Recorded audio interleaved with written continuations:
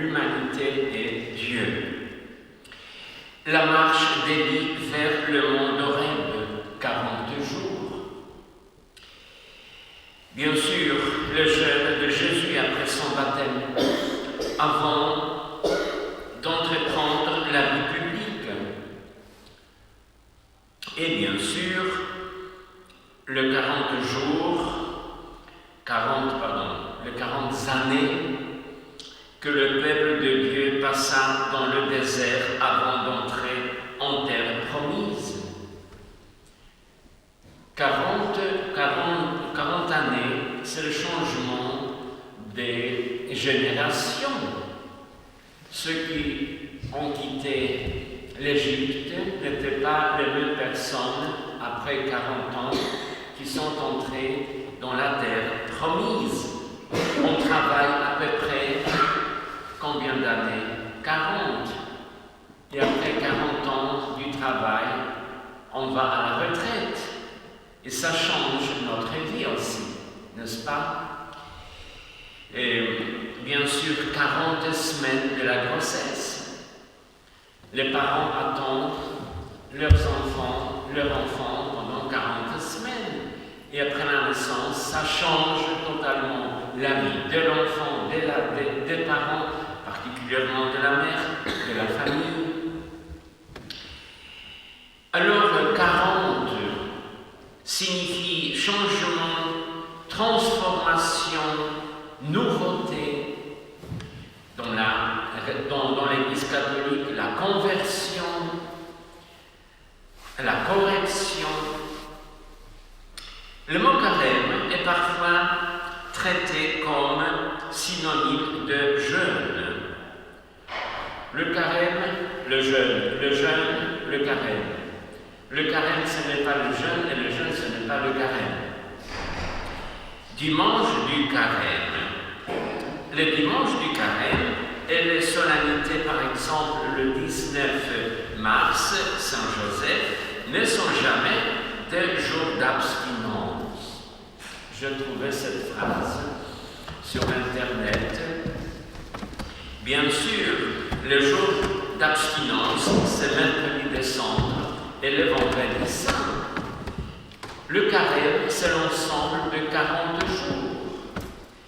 Et même si le dimanche du carême, c'est la fête de la résurrection du Christ, on n'est pas vraiment obligé de jeûner, mais c'est le jour du carême quand même. Le premier dimanche du carême, ce n'est pas le carême, c'est bizarre. Alors, les jours du carême, ce sont les jours de préparation de Pâques, de la fête pascale, l'ensemble de 40 jours. Et le carême n'est pas seulement un temps de sacrifice ou de pénitence, c'est avant tout une invitation à concentré sur l'essentiel, Jésus-Christ. Lui, il est au centre du carême de toutes nos actions. Mais garder ses yeux sur lui, le suivre et l'imiter est exigeant.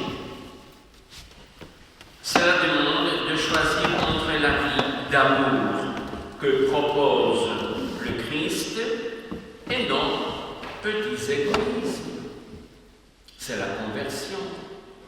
Le carême est un temps pour revenir à l'essentiel et considérer le superflu et l'accessoire à leur juste place. C'est mettre notre vie en ordre sur le carême aussi, le 40 jours. Faire pénitence, c'est de détacher de ce qui nous retient, s'ouvrir aux autres et se convertir au Christ pour accéder à la vraie liberté d'aimer comme lui nous a aimés jusqu'à donner sa vie. chaque Eucharistie, particulièrement des messes pendant le carême,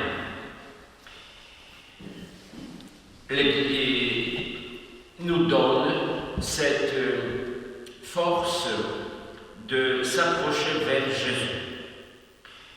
L'Église nous donne un nouvel élan pour profiter pleinement de ce temps de carême. Conversion, c'est la traduction latine du mot grec métanoia, qui signifie littéralement changer d'esprit. En fait, la conversion s'opère et fructifie tout au long de la vie. On ne peut pas attendre le temps de 40 pour se convertir.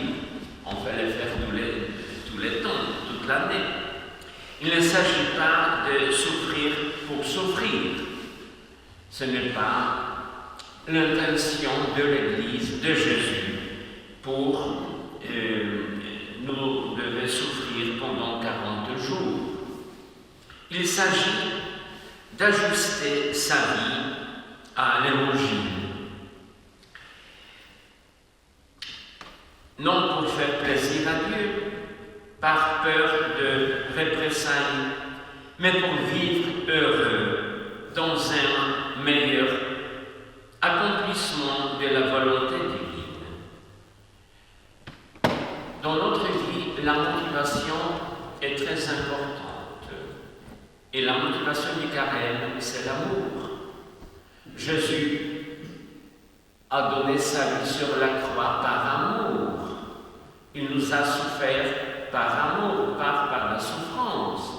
C'est l'amour jusqu'au souffrir. Mais ce n'est pas la souffrance qui nous a sauvés. Ainsi comprise, la pénitence devient la mise en pratique des intentions du croyant. Les actes concrets, souvent très humbles, qui manifestent la nécessaire réorientation de nos vies. La pénitence intérieure des chrétiens peut avoir des expressions très variées. L'Écriture insiste sur 3 formes de pénitence. Le jeûne, qui exprime la conversion par rapport à soi-même. La prière, qui exprime la conversion par rapport à Dieu. L'aumône ou le partage, qui exprime la conversion par rapport aux autres. Le carême, ce n'est pas le jeûne, comme j'ai dit. Le jeûne, c'est l'instrument avec la prière, avec l'aumône ou le partage, pour réaliser le temps du carême.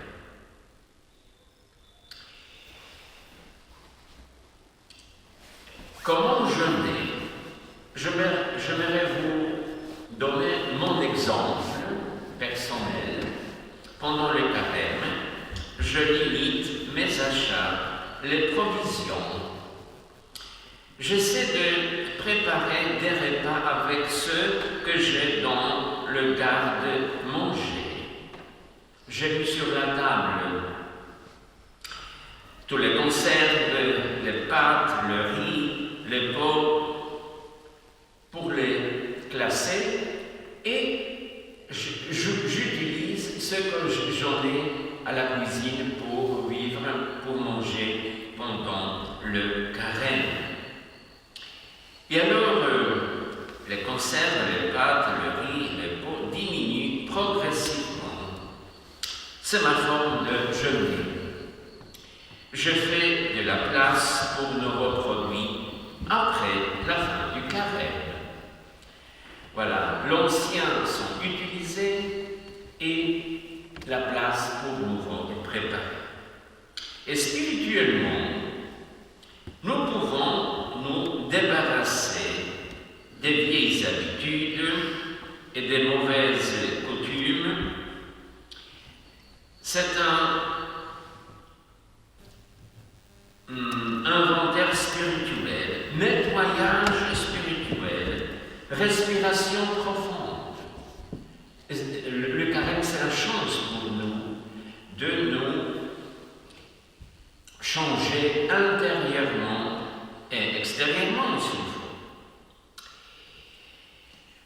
Je voudrais dire quelque chose sur la notion de temps, le temps du carême.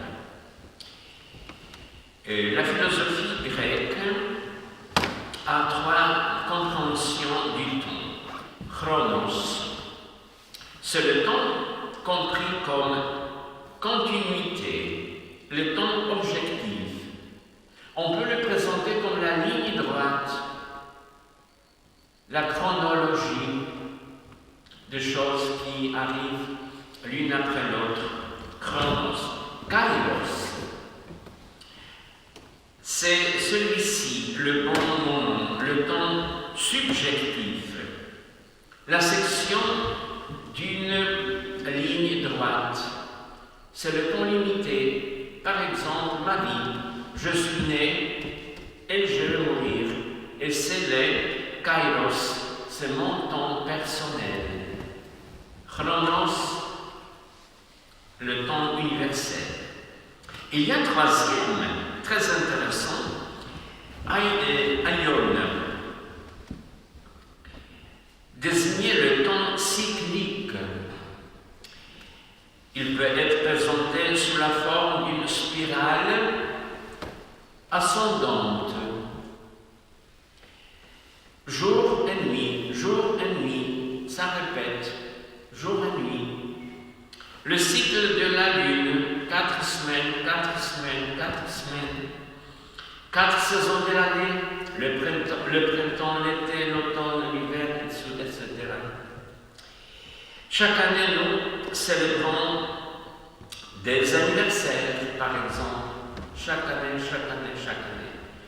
Des fêtes, des commémorations et des événements. L'année liturgique a un caractère similaire parce que nous avons la capacité d'oublier la nature cyclique des fêtes et des célébrations nous permet à nous en souvenir et les vivre, revivre. C'est pourquoi chaque année nous avons par exemple le carême. Le carême annuel nous permet de vivre spirituellement de nouveau. Le carême est un temps de grâce, de pardon, de conversion et de renaissance. Après le travail dur, on a besoin de se reposer. Quand on est sale, on a besoin de se laver. Et de temps en temps, on a besoin le temps de la réflexion, de renouvellement. C'est le carême pour nous. Qui obligeait de jeûner? Les personnes entre 14 et 60 ans, qui est exempté du jeûne. Par exemple, les mamans qui attendent un enfant, personne malade. Par contre, il n'y a aucune exemption de la prière et de l'aumône. Même si quelqu'un est malade, il peut prier. Il peut offrir un peu de temps pour les autres, par exemple, pas forcément l'argent. Le jeûne, la nourriture est réservé pour les personnes en bonne condition. Bien sûr, si quelqu'un a passé 60 ans, il peut jeûner aussi, ce n'est pas interdit. Mais ce n'est pas l'obligation proposée par l'Église.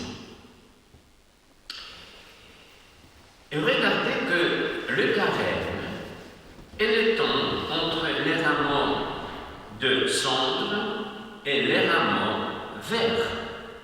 Le mercredi de cendre, le cendre, ce sont des rameaux brûlés. Et dimanche de rameaux, dans le jour, c'est la fête des rameaux verts vivants.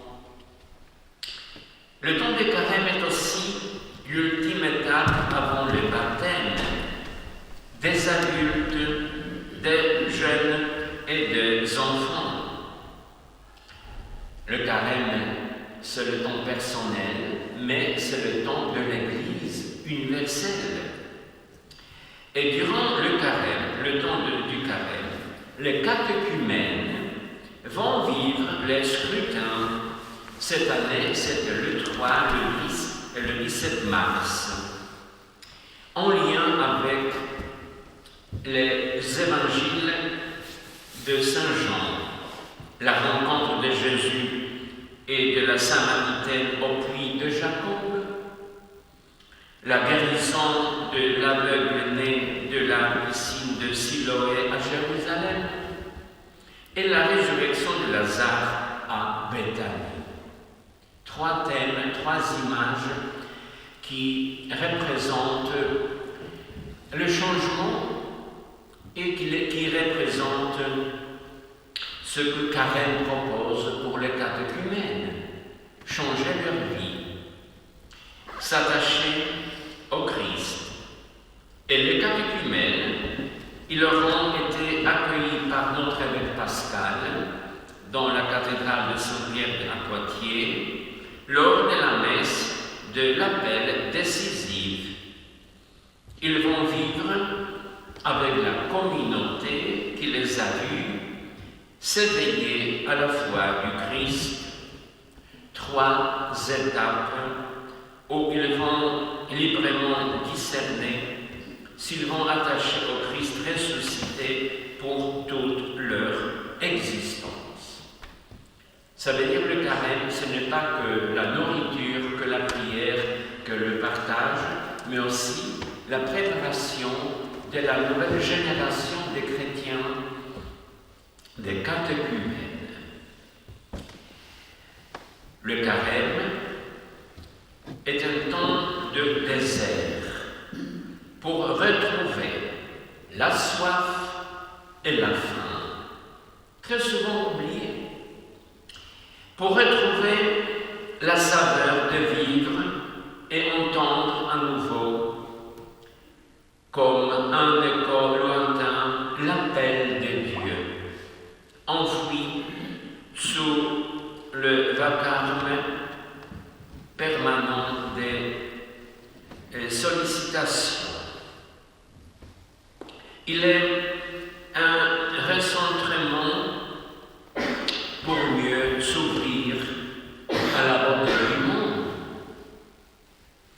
une élévation pour mieux habiter la terre dans l'espérance du ciel. Il ne faut pas rester au seuil de son âme, mais descendre à l'intime de soi pour y affronter les grandes questions, les grands désirs qu'une société trop gavée n'a pu totalement annihiler du cœur des hommes. Car tu nous as fait pour toi, Seigneur, disait saint Augustin, et notre cœur est sans repos tant qu'il demeure loin de toi, jusqu'à ce qu'il repose en toi. Et le temps du carême, les 40 jours du carême, c'est le grand retour au principe, à la source, au Christ, et par lui au Dieu le Père, à l'Esprit Saint.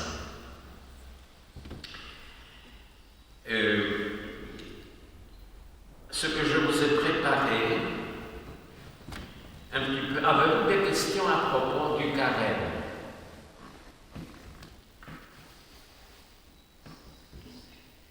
Comprenez-vous la nécessité du C'est la préparation au jour de la fête pascale. Quand vous attendez votre famille, vous nettoyez la maison, vous faites le ménage, voilà. Et le carême, c'est le ménage de notre vie personnelle, de notre vie commune de l'Église. C'est la préparation des catéchumènes de recevoir la grâce du baptême. Et c'est le temps privilégié, ce n'est pas le temps triste. Bien sûr, ce n'est pas le temps de danse, mais quand même, c'est le temps d'espérance, on peut dire. Le carême, le temps d'espérance. De vivre avec Jésus maintenant et après notre mort. Y a-t-il des questions, s'il vous plaît? Le carême, 40 jours. Et après les 40 jours, il y a la semaine sainte. Et après la semaine sainte, il y a le jour de Pâques. 40 jours de la présence de Jésus avec ses apôtres après sa résurrection. Et 10 jours après l'Ascension, la Pentecôte. Voyez, 40 jours avant Pâques, plus la Semaine Sainte, et 50 jours après Pâques, ça fait à peu près 3 mois autour d'un jour. La résurrection du Seigneur. C'est un quart du temps de l'année qui est attaché à la fête pascale. Ça signifie l'importance de cette fête. C'est la base, c'est le socle, c'est la fondement de notre foi, de notre espérance, de notre joie. Jésus est vivant, il est ressuscité. Il est présent parmi nous, dans sa parole, dans l'Eucharistie. Et dans l'Eucharistie, c'est le corps ressuscité du Christ. Pendant la dernière scène, quand Jésus a partagé l'Eucharistie pour la première fois, c'était son corps avant la résurrection. Il est mort sur la croix et après la résurrection, dans l'Eucharistie, plus de 2000 ans, nous avons le corps ressuscité du Christ. Voilà l'annonce de notre résurrection. Merci beaucoup pour votre présence, votre attention. C'est dommage qu'il n'y a pas de questions, des questions. Mais